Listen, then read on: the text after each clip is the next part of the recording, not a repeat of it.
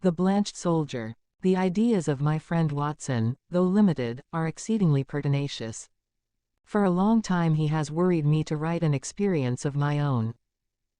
Perhaps I have rather invited this persecution, since I have often had occasion to point out to him how superficial are his own accounts and to accuse him of pandering to popular taste instead of confining himself rigidly to facts and figures.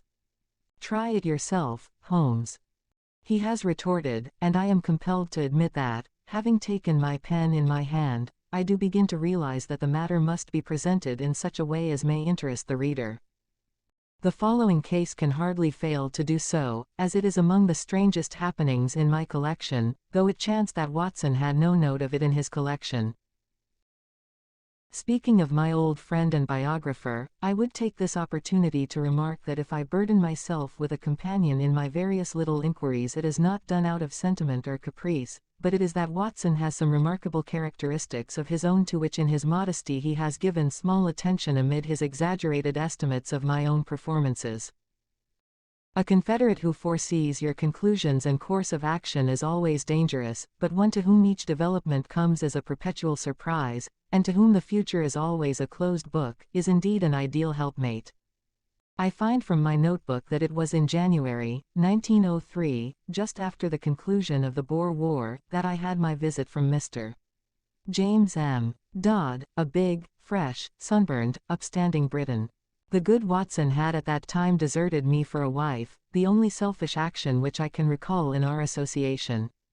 I was alone. It is my habit to sit with my back to the window and to place my visitors in the opposite chair, where the light falls full upon them. Mr. James M. Dodd seemed somewhat at a loss how to begin the interview. I did not attempt to help him, for his silence gave me more time for observation. I have found it wise to impress clients with a sense of power, and so I gave him some of my conclusions. From South Africa, sir, I perceive. Yes, sir, he answered, with some surprise. Imperial Yeomanry, I fancy. Exactly. Middlesex Corps, no doubt. That is so. Mr. Holmes, you are a wizard. I smiled at his bewildered expression. When a gentleman of virile appearance enters my room with such tan upon his face as an English sun could never give, and with his handkerchief in his sleeve instead of in his pocket, it is not difficult to place him. You wear a short beard, which shows that you were not a regular. You have the cut of a riding man. As to Middlesex, your card has already shown me that you are a stockbroker from Throgmorton Street. What other regiment would you join? You see everything. I see no more than you, but I have trained myself to notice what I see. However, Mr. Dodd, it was not to discuss the science of observation that you called upon me this morning. What has been happening at Tewkesbury Old Park? Mr. Holmes. My dear sir, there is no mystery. Your letter came with that heading, and as you fixed this appointment in very pressing terms, it was clear that something sudden and important had occurred. Yes, indeed. But the letter was written in the afternoon, and a good deal has happened since then. If Colonel Emsworth had not kicked me out. Kicked you out. Well, that was what it amounted to. He is a hard nail, is Colonel Emsworth. The greatest martinet in the army in his day, and it was a day of rough language, too. I couldn't have stuck the colonel if it had not been for Godfrey's sake. I lit my pipe and leaned back in my chair. Perhaps you will explain what you are talking about. My client grinned mischievously. I had got into the way of supposing that you knew everything without being told, said he. But I will give you the facts, and I hope to God that you will be able to tell me what they mean. I've been awake all night puzzling my brain, and the more I think the more incredible does it become. When I joined up in January, 1901, just 2 years ago, young Godfrey Emsworth had joined the same squadron. He was Colonel Emsworth's only son, Emsworth, the Crimean V.C., and he had the fighting blood in him, so it is no wonder he volunteered. There was not a finer lad in the regiment. We formed a friendship, the sort of friendship which can only be made when one lives the same life and shares the same joys and sorrows. He was my mate, and that means a good deal in the army. We took the rough and the smooth together for a year of hard fighting. Then he was hit with a bullet from an elephant gun in the action near Diamond Hill outside Pretoria. I got one letter from the hospital at Cape Town and one from Southampton. Since then not a word, not one word, Mr. Holmes, for 6 months and more, and he my closest pal. Well, when the war was over, and we all got back, I wrote to his father and asked where Godfrey was. No answer. I waited a bit and then I wrote again. This time I had a reply, short and gruff. Godfrey had gone on a voyage round the world, and it was not likely that he would be back for a year. That was all. I wasn't satisfied, Mr. Holmes. The whole thing seemed to me so damned unnatural. He was a good lad, and he would not drop a pal like that. It was not like him. Then, again, I happened to know that he was heir to a lot of money, and also that his father and he did not always hit it off too well. The old man was sometimes a bully, and young Godfrey had too much spirit to stand it. No, I wasn't satisfied, and I determined that I would get to the root of the matter. It happened, however, that my own affairs needed a lot of straightening out, after 2 years' absence, and so it is only this week that I have been able to take up Godfrey's case again. But since I have taken it up I mean to drop everything in order to see it through. Mr. James M. Dodd appeared to be the sort of person whom it would be better to have as a friend than as an enemy. His blue eyes were stern and his square jaw had set hard as he spoke. "Well, what have you done?" I asked. My first move was to get down to his home, Tewkesbury Old Park, near Bedford, and to see for myself how the ground lay. I wrote to the mother, therefore, I had had quite enough of the curmudgeon of a father, and I made a clean frontal attack. Godfrey was my chum, I had a great deal of interest which I might tell her of our common experiences, I should be in the neighborhood, would there be any objection, etc. In reply I had quite an amiable answer from her and an offer to put me up for the night. That was what took me down on Monday. Tewkesbury Old Hall is inaccessible, 5 miles from anywhere. There was no trap at the station, so I had to walk, carrying my suitcase, and it was nearly dark before I arrived. It is a great wandering house, standing in a considerable park. I should judge it was of all sorts of ages and styles, starting on a half-timbered Elizabethan foundation and ending in a Victorian portico. Inside it was all paneling and tapestry and half-effaced old pictures, a house of shadows and mystery. There was a butler, old Ralph, who seemed about the same age as the house, and there was his wife, who might have been older. She had been Godfrey's nurse, and I had heard him speak of her as second only to his mother in his affections, so I was drawn to her in spite of her queer appearance. The mother I liked also, a gentle little white mouse of a woman. It was only the colonel himself whom I barred. We had a bit of Barney right away, and I should have walked back to the station if I had not felt that it might be playing his game for me to do so. I was shown straight into his study, and there I found him, a huge, bow-backed man with a smoky skin and a straggling grey beard, seated behind his littered desk. A red-veined nose jutted out like a vulture's beak, and 2 fierce grey eyes glared at me from under tufted brows.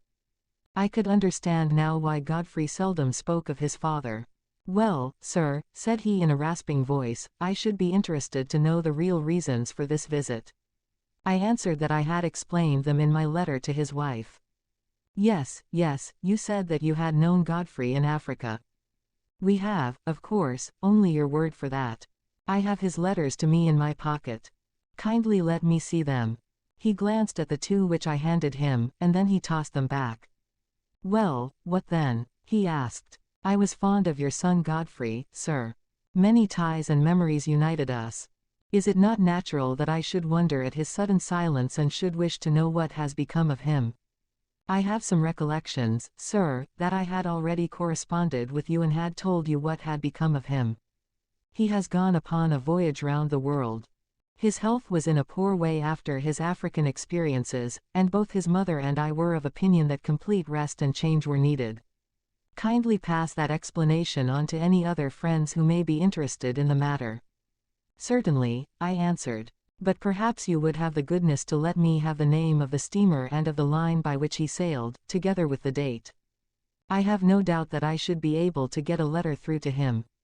My request seemed both to puzzle and to irritate my host. His great eyebrows came down over his eyes, and he tapped his fingers impatiently on the table. He looked up at last with the expression of one who has seen his adversary make a dangerous move at chess, and has decided how to meet it. Many people, Mr. Dodd, said he, would take offense at your infernal pertinacity and would think that this insistence had reached the point of damned impertinence. You must put it down, sir, to my real love for your son. Exactly. I have already made every allowance upon that score. I must ask you, however, to drop these inquiries. Every family has its own inner knowledge and its own motives, which cannot always be made clear to outsiders, however well-intentioned. My wife is anxious to hear something of Godfrey's past which you are in a position to tell her, but I would ask you to let the present and the future alone. Such inquiries serve no useful purpose, sir, and place us in a delicate and difficult position. So I came to a dead end, Mr. Holmes. There was no getting past it. I could only pretend to accept the situation and register a vow inwardly that I would never rest until my friend's fate had been cleared up. It was a dull evening. We dined quietly, the three of us, in a gloomy, faded old room. The lady questioned me eagerly about her son, but the old man seemed morose and depressed.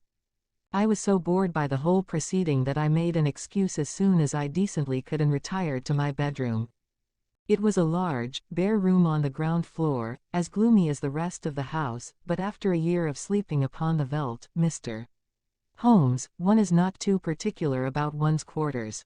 I opened the curtains and looked out into the garden, remarking that it was a fine night with a bright half-moon. Then I sat down by the roaring fire with the lamp on a table beside me, and endeavored to distract my mind with a novel. I was interrupted, however, by Ralph, the old butler, who came in with a fresh supply of coals. I thought you might run short in the night time, sir. It is bitter weather and these rooms are cold. He hesitated before leaving the room, and when I looked round he was standing facing me with a wistful look upon his wrinkled face. Beg your pardon, sir, but I could not help hearing what you said of young Master Godfrey at dinner. You know, sir, that my wife nursed him, and so I may say I am his foster father. It's natural we should take an interest. And you say he carried himself well, sir. There was no braver man in the regiment. He pulled me out once from under the rifles of the Boers, or maybe I should not be here. The old butler rubbed his skinny hands. Yes, sir, yes, that is Master Godfrey all over. He was always courageous. There's not a tree in the park, sir, that he has not climbed. Nothing would stop him. He was a fine boy, and oh, sir, he was a fine man. I sprang to my feet. Look here, I cried. You say he was. You speak as if he were dead. What is all this mystery? What has become of Godfrey Emsworth? I gripped the old man by the shoulder, but he shrank away. I don't know what you mean, sir. Ask the master about Master Godfrey. He knows. It is not for me to interfere. He was leaving the room, but I held his arm. Listen, I said. You are going to answer one question before you leave if I have to hold you all night. Is Godfrey dead? He could not face my eyes. He was like a man hypnotized. The answer was dragged from his lips. It was a terrible and unexpected one. I wish to God he was. He cried, and, tearing himself free, he dashed from the room. You will think, Mr. Holmes, that I returned to my chair in no very happy state of mind. The old man's words seemed to me to bear only one interpretation. Clearly my poor friend had become involved in some criminal or, at the least, disreputable transaction which touched the family honor. That stern old man had sent his son away and hidden him from the world lest some scandal should come to light. Godfrey was a reckless fellow. He was easily influenced by those around him. No doubt he had fallen into bad hands and been misled to his ruin. It was a piteous business, if it was indeed so, but even now it was my duty to hunt him out and see if I could aid him. I was anxiously pondering the matter when I looked up, and there was Godfrey Emsworth standing before me. My client had paused as one in deep emotion. Pray continue, I said. Your problem presents some very unusual features. He was outside the window, Mr. Holmes, with his face pressed against the glass. I have told you that I looked out at the night. When I did so I left the curtains partly open. His figure was framed in this gap. The window came down to the ground and I could see the whole length of it, but it was his face which held my gaze. He was deadly pale, never have I seen a man so white. I reckon ghosts may look like that, but his eyes met mine, and they were the eyes of a living man. He sprang back when he saw that I was looking at him, and he vanished into the darkness. There was something shocking about the man, Mr. Holmes. It wasn't merely that ghastly face glimmering as white as cheese in the darkness. It was more subtle than that, something slinking, something furtive, something guilty, something very unlike the frank, manly lad that I had known. It left a feeling of horror in my mind. But when a man has been soldiering for a year or two with Brother Boer as a playmate, he keeps his nerve and acts quickly. Godfrey had hardly vanished before I was at the window. There was an awkward catch, and I was some little time before I could throw it up. Then I nipped through and ran down the garden path in the direction that I thought he might have taken. It was a long path and the light was not very good, but it seemed to me something was moving ahead of me. I ran on and called his name, but it was no use. When I got to the end of the path there were several others branching in different directions to various outhouses. I stood hesitating, and as I did so I heard distinctly the sound of a closing door. It was not behind me in the house, but ahead of me, somewhere in the darkness. That was enough, Mr. Holmes, to assure me that what I had seen was not a vision. Godfrey had run away from me, and he had shut a door behind him. Of that I was certain. There was nothing more I could do, and I spent an uneasy night turning the matter over in my mind and trying to find some theory which would cover the facts. Next day I found the Colonel rather more conciliatory, and as his wife remarked that there were some places of interest in the neighborhood, it gave me an opening to ask whether my presence for one more night would incommode them. A somewhat grudging acquiescence from the old man gave me a clear day in which to make my observations. I was already perfectly convinced that Godfrey was in hiding somewhere near, but where and why remained to be solved. The house was so large and so rambling that a regiment might be hid away in it and no one the wiser. If the secret lay there it was difficult for me to penetrate it. But the door which I had heard close was certainly not in the house. I must explore the garden and see what I could find. There was no difficulty in the way, for the old people were busy in their own fashion and left me to my own devices. There were several small outhouses, but at the end of the garden there was a detached building of some size, large enough for a gardener's or a gamekeeper's residence. Could this be the place whence the sound of that shutting door had come? I approached it in a careless fashion as though I were strolling aimlessly round the grounds. As I did so, a small, brisk, bearded man in a black coat and bowler hat, not at all the gardener type, came out of the door. To my surprise, he locked it after him and put the key in his pocket. Then he looked at me with some surprise on his face. "Are you a visitor here?" he asked. I explained that I was and that I was a friend of Godfrey's. "What a pity that he should be away on his travels, for he would have so liked to see me," I continued. "Quite so. Exactly," said he with a rather guilty air. "No doubt you will renew your visit at some more propitious time." He passed on, but when I turned I observed that he was standing watching me, half concealed by the laurels at the far end of the garden. I had a good look at the little house as I passed it, but the windows were heavily curtained, and, so far as one could see, it was empty. I might spoil my own game and even be ordered off the premises if I were too audacious, for I was still conscious that I was being watched. Therefore, I strolled back to the house and waited for night before I went on with my inquiry. When all was dark and quiet I slipped out of my window and made my way as silently as possible to the mysterious lodge. I have said that it was heavily curtained, but now I found that the windows were shuttered as well. Some light, however, was breaking through one of them, so I concentrated my attention upon this. I was in luck, for the curtain had not been quite closed, and there was a crack in the shutter, so that I could see the inside of the room. It was a cheery place enough, a bright lamp and a blazing fire. Opposite to me was seated the little man whom I had seen in the morning. He was smoking a pipe and reading a paper. "What paper?" I asked. My client seemed annoyed at the interruption of his narrative. "Can it matter?" he asked. "It is most essential." I really took no notice. "Possibly you observed whether it was a broad-leafed paper or of that smaller type which one associates with weeklies." "Now that you mention it, it was not large. It might have been the Spectator." However, I had little thought to spare upon such details, for a second man was seated with his back to the window, and I could swear that this second man was Godfrey. I could not see his face, but I knew the familiar slope of his shoulders. He was leaning upon his elbow in an attitude of great melancholy, his body turned towards the fire. I was hesitating as to what I should do when there was a sharp tap on my shoulder, and there was Colonel Emsworth beside me. "This way, sir," said he in a low voice.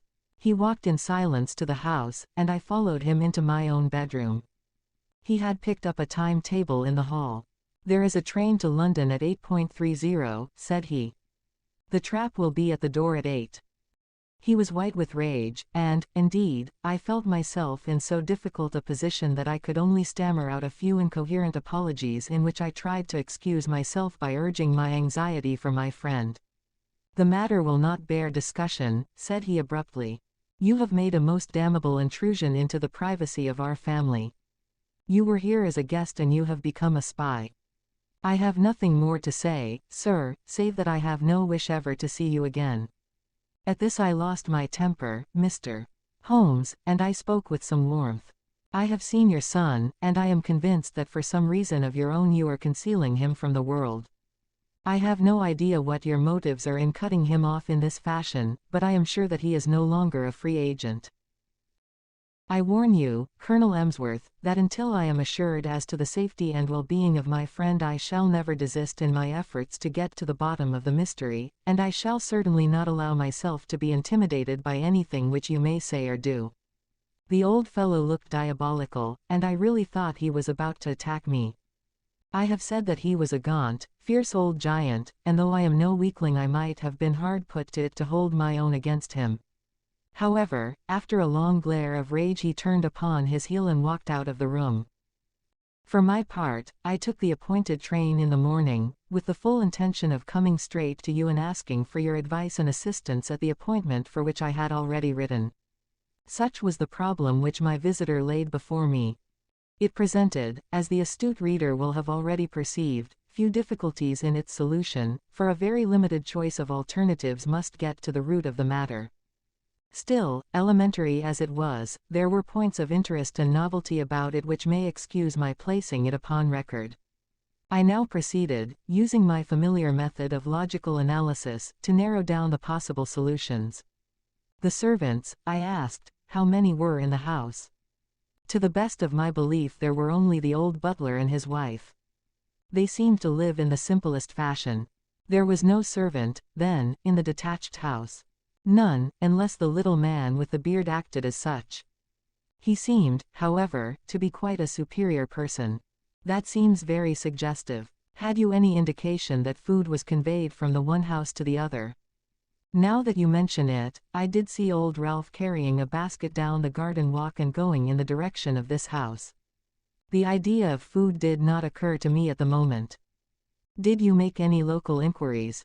Yes, I did. I spoke to the station master and also to the innkeeper in the village.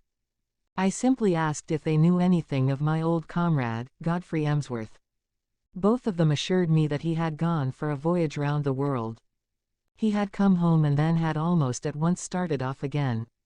The story was evidently universally accepted. You said nothing of your suspicions.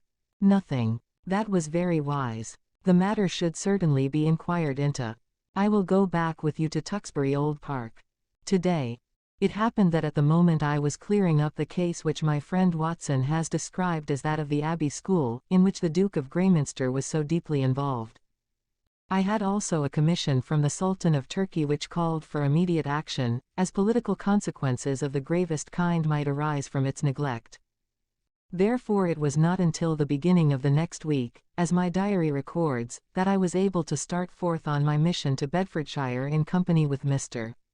James M. Dodd. As we drove to Euston we picked up a grave and taciturn gentleman of iron-grey aspect, with whom I had made the necessary arrangements. "This is an old friend," said I to Dodd. "It is possible that his presence may be entirely unnecessary, and, on the other hand, it may be essential. It is not necessary at the present stage to go further into the matter. The narratives of Watson have accustomed the reader, no doubt, to the fact that I do not waste words or disclose my thoughts while a case is actually under consideration.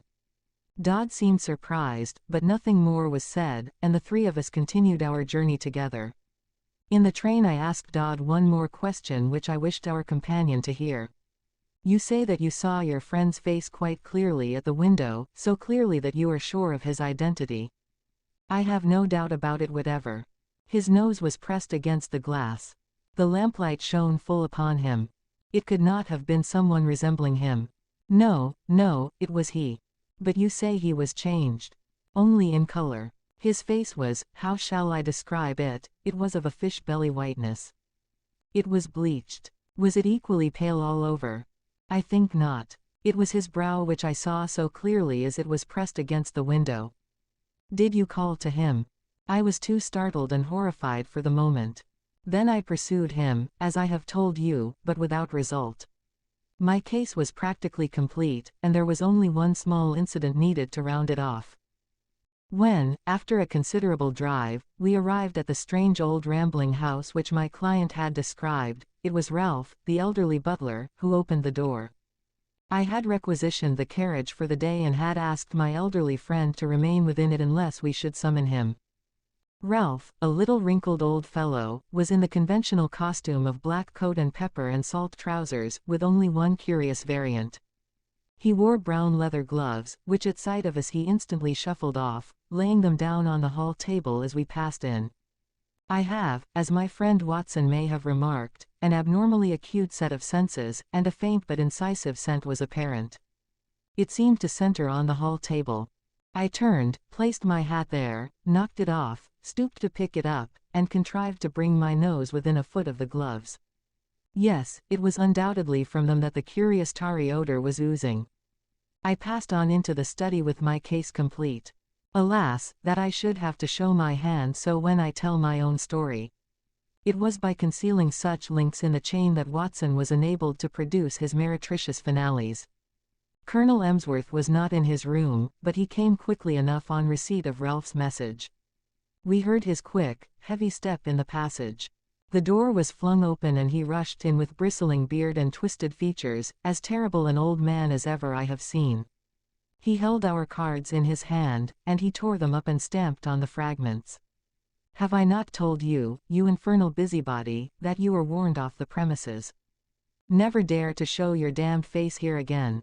If you enter again without my leave I shall be within my rights if I use violence. I'll shoot you, sir. By God, I will. As to you, sir, turning upon me, I extend the same warning to you. I am familiar with your ignoble profession, but you must take your reputed talents to some other field. There is no opening for them here. I cannot leave here, said my client firmly, until I hear from Godfrey's own lips that he is under no restraint. Our involuntary host rang the bell. Ralph, he said, telephone down to the county police and ask the inspector to send up 2 constables. Tell him there are burglars in the house. One moment, said I. You must be aware, Mr. Dodd, that Colonel Emsworth is within his rights and that we have no legal status within his house. On the other hand, he should recognize that your action is prompted entirely by solicitude for his son. I venture to hope that if I were allowed to have 5 minutes' conversation with Colonel Emsworth I could certainly alter his view of the matter. I am not so easily altered, said the old soldier. Ralph, do what I have told you. What the devil are you waiting for? Ring up the police. Nothing of the sort, I said, putting my back to the door. Any police interference would bring about the very catastrophe which you dread. I took out my notebook and scribbled one word upon a loose sheet. That, said I as I handed it to Colonel Emsworth, is what has brought us here.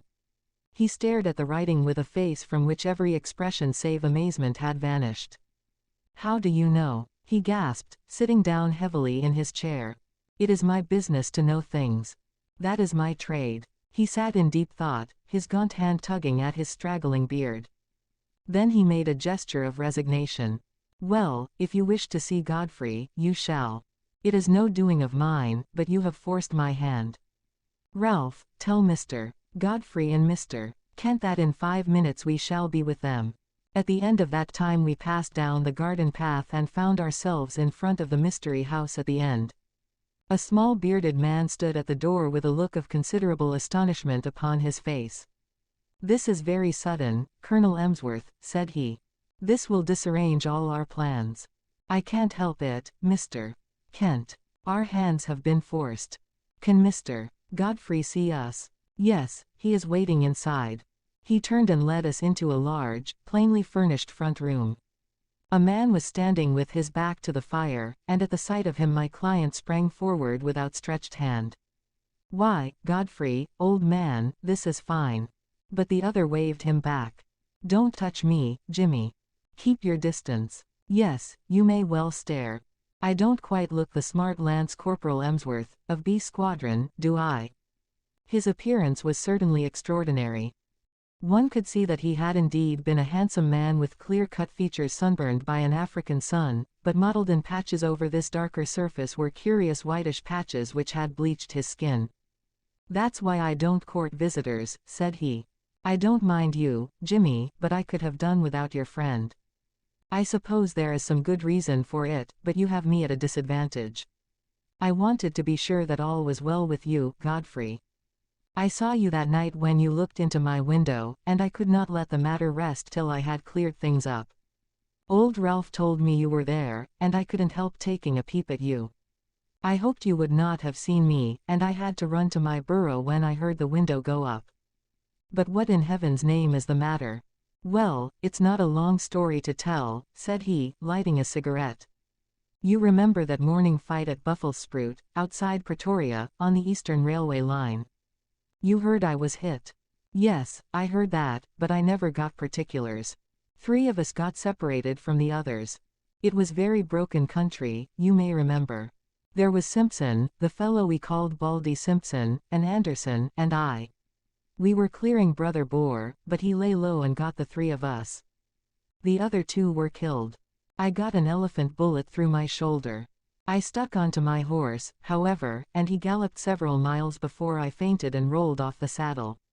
When I came to myself it was nightfall, and I raised myself up, feeling very weak and ill. To my surprise there was a house close beside me, a fairly large house with a broad stoep and many windows. It was deadly cold. You remember the kind of numb cold which used to come at evening, a deadly, sickening sort of cold, very different from a crisp healthy frost.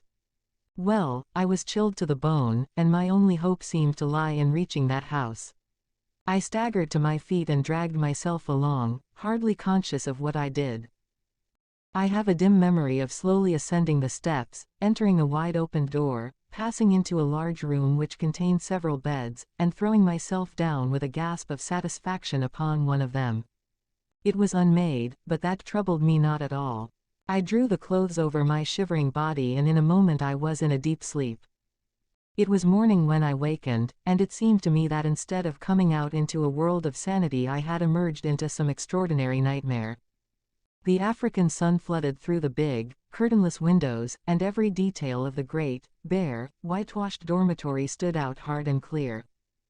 In front of me was standing a small, dwarf-like man with a huge, bulbous head, who was jabbering excitedly in Dutch, waving 2 horrible hands which looked to me like brown sponges. Behind him stood a group of people who seemed to be intensely amused by the situation, but a chill came over me as I looked at them. Not one of them was a normal human being. Every one was twisted or swollen or disfigured in some strange way. The laughter of these strange monstrosities was a dreadful thing to hear. It seemed that none of them could speak English, but the situation wanted clearing up, for the creature with the big head was growing furiously angry, and, uttering wild beast cries, he had laid his deformed hands upon me and was dragging me out of bed, regardless of the fresh flow of blood from my wound. The little monster was as strong as a bull, and I don't know what he might have done to me had not an elderly man who was clearly in authority been attracted to the room by the hubbub. He said a few stern words in Dutch, and my persecutor shrank away. Then he turned upon me, gazing at me in the utmost amazement. "How in the world did you come here?" he asked in amazement. "Wait a bit. I see that you are tired out and that wounded shoulder of yours wants looking after. I am a doctor, and I'll soon have you tied up." But, man alive, you were in far greater danger here than ever you were on the battlefield. You were in the leper hospital, and you have slept in a leper's bed. Need I tell you more, Jimmy? It seems that in view of the approaching battle all these poor creatures had been evacuated the day before. Then, as the British advanced, they had been brought back by their medical superintendent, who assured me that, though he believed he was immune to the disease, he would nonetheless never have dared to do what I had done. He put me in a private room, treated me kindly, and within a week or so I was removed to the General Hospital at Pretoria. So there you have my tragedy. I hoped against hope, but it was not until I had reached home that the terrible signs which you see upon my face told me that I had not escaped. What was I to do? I was in this lonely house. We had 2 servants whom we could utterly trust. There was a house where I could live. Under pledge of secrecy, Mr. Kent, who is a surgeon, was prepared to stay with me. It seemed simple enough on those lines. The alternative was a dreadful one, segregation for life among strangers with never a hope of release. But absolute secrecy was necessary, or even in this quiet countryside there would have been an outcry, and I should have been dragged to my horrible doom. Even you, Jimmy, even you had to be kept in the dark. Why my father has relented I cannot imagine. Colonel Emsworth pointed to me. This is the gentleman who forced my hand. He unfolded the scrap of paper on which I had written the word, leprosy. It seemed to me that if he knew so much as that it was safer that he should know all. And so it was, said I. Who knows but good may come of it? I understand that only Mr. Kent has seen the patient. May I ask, sir, if you are an authority on such complaints, which are, I understand, tropical or semi-tropical in their nature? I have the ordinary knowledge of the educated medical man, he observed with some stiffness. I have no doubt, sir, that you are fully competent, but I am sure that you will agree that in such a case a second opinion is valuable. You have avoided this, I understand, for fear that pressure should be put upon you to segregate the patient. That is so, said Colonel Emsworth. I foresaw this situation, I explained, and I have brought with me a friend whose discretion may absolutely be trusted. I was able once to do him a professional service, and he is ready to advise as a friend rather than as a specialist. His name is Sir James Saunders. The prospect of an interview with Lord Roberts would not have excited greater wonder and pleasure in a raw subaltern than was now reflected upon the face of Mr. Kent. I shall indeed be proud, he murmured. Then I will ask Sir James to step this way. He is at present in the carriage outside the door. Meanwhile, Colonel Emsworth, we may perhaps assemble in your study, where I could give the necessary explanations. And here it is that I miss my Watson. By cunning questions and ejaculations of wonder he could elevate my simple art, which is but systematized common sense, into a prodigy. When I tell my own story I have no such aid. And yet I will give my process of thought even as I gave it to my small audience, which included Godfrey's mother in the study of Colonel Emsworth. That process, said I, starts upon the supposition that when you have eliminated all which is impossible, then whatever remains, however improbable, must be the truth.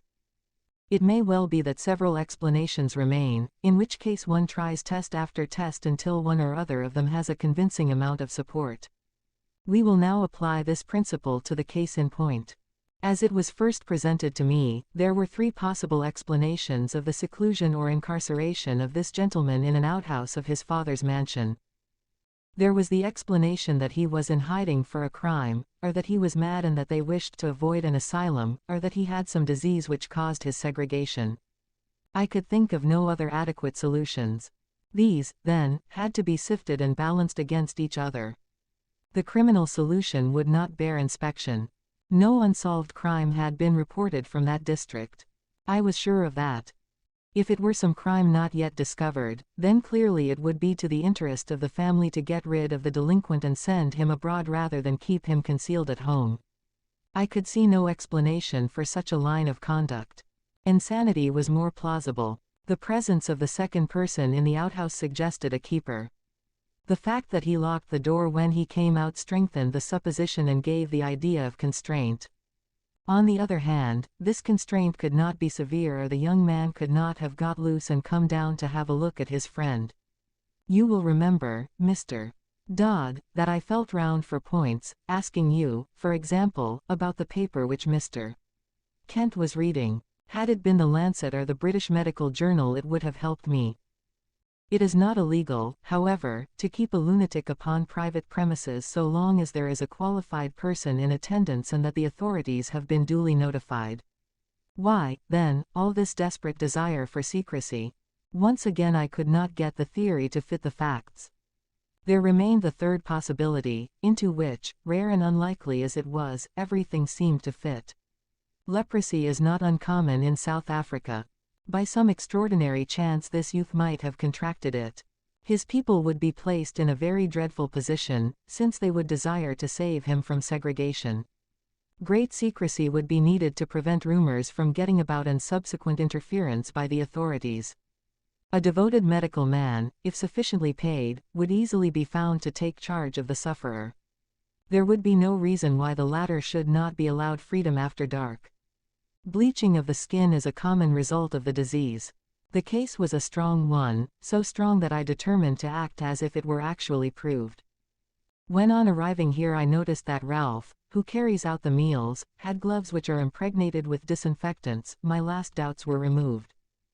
A single word showed you, sir, that your secret was discovered, and if I wrote rather than said it, it was to prove to you that my discretion was to be trusted. I was finishing this little analysis of the case when the door was opened and the austere figure of the great dermatologist was ushered in. But for once his sphinx-like features had relaxed and there was a warm humanity in his eyes. He strode up to Colonel Emsworth and shook him by the hand. "It is often my lot to bring ill tidings and seldom good," said he. "This occasion is the more welcome. It is not leprosy." "What?" "A well-marked case of pseudo-leprosy or ichthyosis, a scale-like affection of the skin, unsightly, obstinate, but possibly curable, and certainly non-infective." "Yes, Mr. Holmes, the coincidence is a remarkable one. But is it coincidence? Are there not subtle forces at work of which we know little? Are we assured that the apprehension from which this young man has no doubt suffered terribly since his exposure to its contagion may not produce a physical effect which simulates that which it fears? At any rate, I pledge my professional reputation, but the lady has fainted. I think that Mr. Kent had better be with her until she recovers from this joyous shock."